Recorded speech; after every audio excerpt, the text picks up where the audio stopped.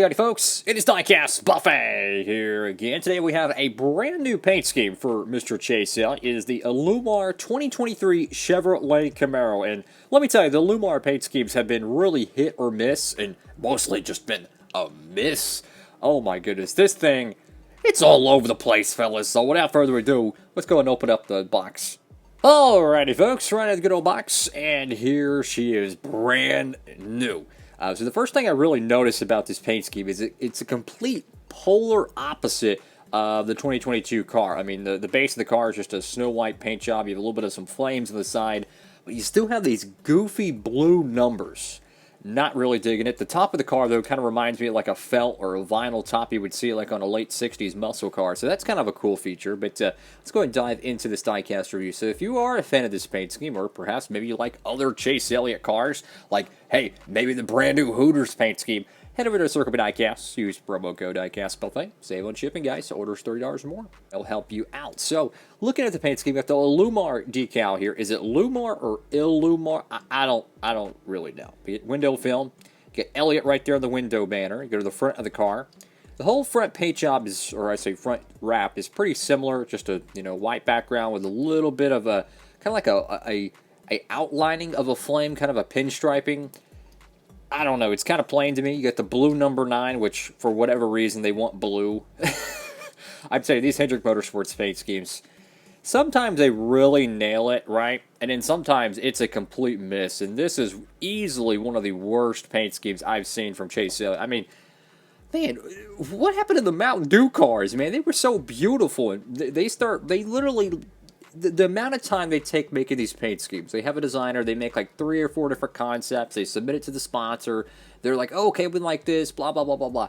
The fact that they sat down in a boardroom and said, okay, this is a good sponsor look. This is going to sell well merchandise-wise. This is going to look great on the racetrack.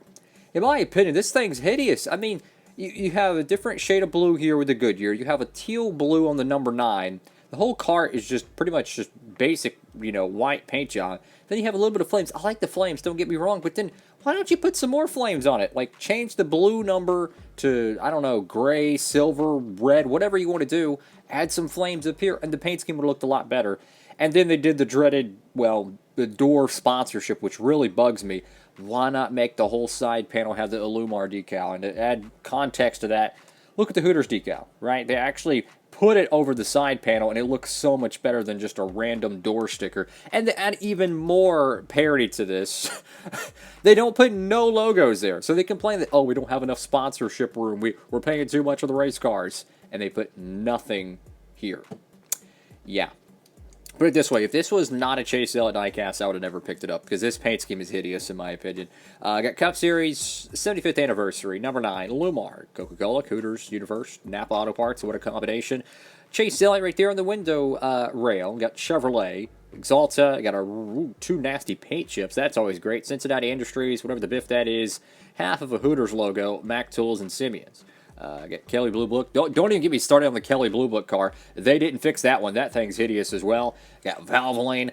Why can't we just get like a Kyle Larson 5 Valvoline paint scheme, but just put the number 9 on it? I mean, it'd be so much better than this hideous-looking race car. In my honest opinion, the 2021 version of this car looks so much better. Like, the 2022 was botched because the colors were darker, and it looked hideous with the next-gen number placement, but the 2021 car didn't look that bad.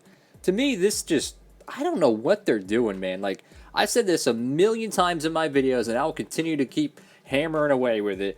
I know so many different designers that would make a Chase Elliott Llumar paint scheme that would not only sell more diecasts, it would look better on the racetrack, they would get more return revenue, right, for the sponsor, and they would do it for free. They would do it just to even have the opportunity to work with Hendrick Motorsports. I know so many designers that can make a paint scheme look, I'd probably say 30 times better than this, and they would do it for free. Just keeping it real. Just keeping it real. You got Llumar, paint protection film, you got Camaro, got the number 9, Valvoline. Go to the right side of the car. I just don't know what they're thinking with this paint scheme. Like, I like the flame design. It looks good, but you got to have more of it. Like, come on, man. Add some detail to this car. And the blue, I don't know where the blue comes from. They did this with the Alex Bowman... what was it, 2020, no, it was 2019 or 2020, I don't know, it was one of the most forgettable paint schemes, and by far, they have the worst paint schemes in the sport, in my opinion. Llumar, Kelly Blue Book, and honestly, I think Hunt Brothers Pizza is up there as well, because their paint schemes used to be cool, and then they took a fat L a couple years ago. I mean, don't even get me started on that 2022 Harvick diecast. That thing is hideous. Now, the red car looks okay, but the green one just looks like dookie. I don't know.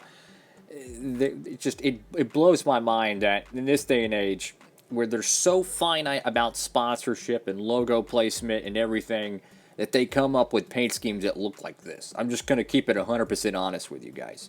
Got the number 9 right there on the roof. Llumar, I mean, this actually looks kind of good. You know, the blue on top of the black vinyl top with a little Llumar decal. That actually don't look that bad, you know? Looks pretty standard. This is interesting here. You got Napa Auto Parts right there. Just chilling. That's pretty cool. I don't know, man.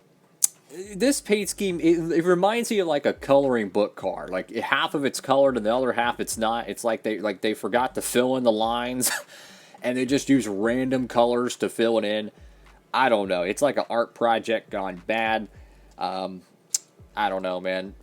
I've seen so many better fantasy paint schemes. I've seen some amazing looking designs, you know, whether it's like a Rockstar Energy car or a Monster Energy car. I know so many designers, they can make fantasy paint schemes, and they look a million times better than this. And if they would have put those cars on the track, let me tell you how many die-casts they would sell, how many photos they'd be taken at the racetrack, the return on investment they would get if they choose better designers for these paint schemes is incredible. Unfortunately, you usually have a bunch of people who are not race fans, who know nothing about the core fan, and then they're like, okay, this is a paint scheme that represents our brand very well. I'm just saying this car is probably going to sit around for a while. I don't imagine it really being a hot diecast, pun intended, with the flames. But yeah, man, if this was not a Chase Elliott diecast, this would probably be in a clearance bin very soon, in my honest opinion. So, and I wouldn't be surprised if it gets an Authentics release, because for whatever reason they love releasing the Llumar paint scheme in the Authentics line. So don't be surprised this is on a PTC mold. That would be bad. Oh my gosh, could you imagine how jaggedy the lines would be if this was a PTC mold car? Holy coly, that thing would be wow. That would be bad. So thank you all so much for watching. Make sure to like, comment, and subscribe if you like this paint scheme. All respect to you. And I don't know, man. It ain't it, Chief. It ain't it. So that's all for now. Diecast Buffet signing off.